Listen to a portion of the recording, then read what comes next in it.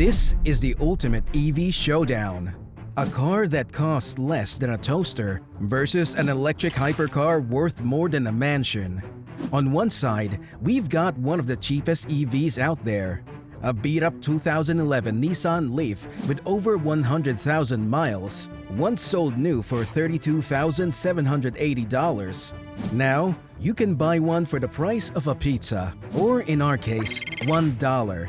On the other, the Rimac Nevera, a 1,900 horsepower electric superweapon that cost around $2.5 million.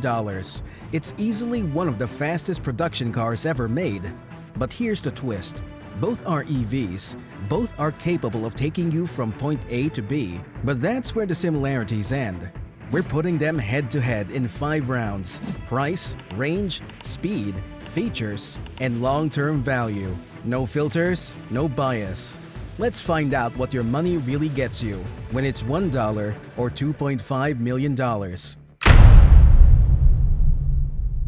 Let's start with the obvious.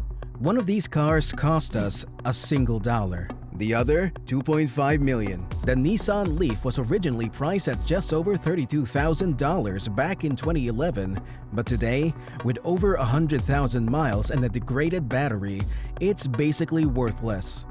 You can find them online for $3,000, sometimes less. In our case, the seller just wanted it gone. We gave him $1 in a handshake. To put that in perspective, this Leaf cost less than a used iPhone 8, less than a set of AirPods Max. It's not even in the same tax bracket as your rent. Now, the Rimac. Yes, the full Nevera spec runs into the millions, if you can even find one. Why? Because the Rimac only made 150 units worldwide. It's exclusive, hand-built, and engineered like a spaceship. Every piece screams limited edition. So, how do they compare on value? The Leaf gives you basic transportation for the cost of loose change. At $2.5 million, the Nevera costs as much as 40 years of an average American's pay, 4 decades of living, parked in one electric beast. One's disposable, the other's an asset. If you're a millionaire collector. But here's the crazy thing. They both still do the same job, technically. Round 1 goes to the Leaf for pure affordability. But if you're measuring value by exclusivity and engineering, the Rimac makes its case loud and clear. So, the Leaf crushed it on price. But now let's talk about something every EV owner thinks about and sometimes panics about: range. Because it doesn't matter how cheap or fast your car is if it dies halfway to the grocery store. The 2011 Nissan Leaf has an EPA-rated range of just 73 miles. In the real world, that can drop to 60, even 50 on cold days. And if the battery's degraded, which it probably is, you might be getting even less, and forget fast charging. Early Leafs didn't support CCS or Tesla superchargers. You're looking at level 1 or level 2 charging, meaning overnight or longer, just to top up. Now, the Rimac Nevera, this thing is a monster. A 120 kilowatt-hour battery pack, WLTP rated range about 342 miles, and real-world tests back it up. 300 miles is realistic if you're not flooring it every 2 minutes. It also supports insanely fast DC charging, up to 500 kilowatts. That's enough to go from 0 to 80% in under 20 minutes. If you can actually find a charger powerful enough to deliver it. So yes, the Rimac wins here, hands down. But here's the question: how much range do you really need? According to most data, the average American drives less than 40 miles a day. And in that context, even the Leaf kind of works. Painfully, inconveniently, but it works. Still, if you're thinking road trips, reliability, or just not sweating every mile, the Rimac doesn't just win this round, it demolishes it. Okay, so the Rimac wins on range, no surprise there. But what if we forget about practicality for a second and just ask, which one makes your stomach drop when you hit the accelerator? Because now, we're talking performance. Let's start with the Leaf. It's got 107 horsepower, 0 to 60, somewhere north of 10 seconds on a good day. Put it this way, if you're merging onto a highway, you better plan ahead or pray. This car was never meant to thrill, it was meant to function quietly, slowly, like an obedient appliance. Now the Rimac is a completely new ballgame. It's not just fast, it redefines fast. 0 to 60 in 1.74 seconds, a top speed of about 256 miles per hour. It holds multiple world records for acceleration, braking, and quarter-mile times. This isn't just faster than the Leaf, it's faster than anything with a license plate. Ferraris, Bugattis, even Teslas eat its dust. But here's the reality check. In daily traffic, you'll rarely use that power. You'll still be stuck behind minivans and speed bumps. So unless you live on a racetrack, most of that performance is theoretical. Still, in terms of raw numbers, excitement, and bragging rights, round 3 goes to the Rimac in a landslide. But speed isn't everything. Because once you're inside the car, it's not about horsepower, it's about how it feels to live with. Let's take a look at what they both have to offer with features and interior. For the Leaf, basic is the first thing that comes to mind. We're talking cloth seats, plastic panels, an analog gauge cluster, and a touchscreen that looks like it came out of a microwave. There's no ambient lighting, no autopilot, and the reverse camera, if it works, feels like you're watching VHS. But again, it's a 2011 car.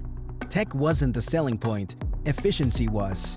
Now step inside the Rimac Nevera, and it's like warping into the future. The cabin is a carbon fiber cocoon, lightweight, sleek, and every inch designed with speed in mind. You've got digital displays for everything: speed, torque vectoring, battery temps, telemetry. It's less like a car and more like sitting inside a spacecraft that happens to have seatbelts. But it doesn't stop at just looking cool. There's an AI co-pilot that tracks your driving performance and even gives real-time coaching on the racetrack. You get adaptive suspension, active aerodynamics, customizable drive modes, and a steering wheel that could pass for a Formula 1 controller. And the crazy part? It still manages to feel refined. Luxury touches, smooth ride, precise fit and finish. It's a full-blown engineering flex, a masterclass in what's possible when money isn't the limit. So yeah, this one's not close. The Leaf is like a flip phone that calls and texts. The Rimac is a quantum computer with surround sound and a massage function. Round 4 goes to the Rimac, no debate. So far, it's been a wild ride. Price, range, speed, features. But none of that matters if the car turns into a financial sinkhole the moment you drive it home. Right now, a 2011 Leaf is basically worthless. You can pick one up for $3,000, maybe $4,000 if the battery still holds a decent charge. But here's the problem. Those batteries degrade a lot, and when it goes, a replacement costs around $8,000, more than the car is currently worth. Even used packs are hard to source and can still cost several thousand. So while the upfront cost is cheap, keeping it alive long-term can become surprisingly not cheap. On the flip side, servicing is simple.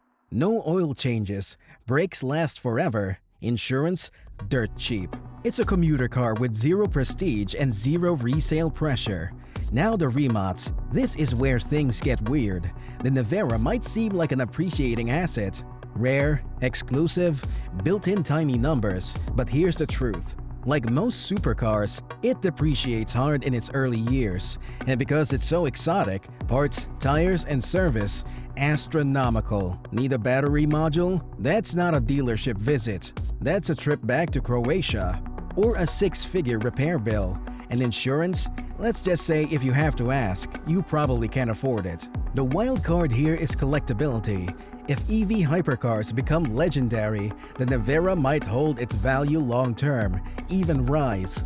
But in the short term, it drops faster than its 0 to 60 time. So who wins? The Leaf already lost all its value, but it's cheap to run and doesn't have much further to fall. The Rimac, it's like buying a private jet. Cool until you see the upkeep. At the end of the day, it all comes down to the fact that the Leaf loses nothing. It's already lost everything, but the Rimac, it loses value faster than it gains speed. So, what's the verdict? If you want neck-snapping speed, world-class engineering, and exclusivity that turns heads in Monaco, go Rimac. It's a masterpiece if you've got millions of dollars to burn. But for everyday life, For commuting, errands, and not caring where you park, the Leaf delivers insane bang for buck, even if it's held together with duct tape and regrets. Ultimately, context is everything. Both are EVs, but they're built for totally different worlds. Now we want to hear from you. Which one would you actually take for your life? Let us know in the comments. And don't forget to like, subscribe, and turn on notifications so you don't miss what's coming next. And if you think this comparison was wild, click the link and watch our breakdown of what might be the most overpriced EV ever built. BYD Yangwang U9, the most overpriced EV supercar?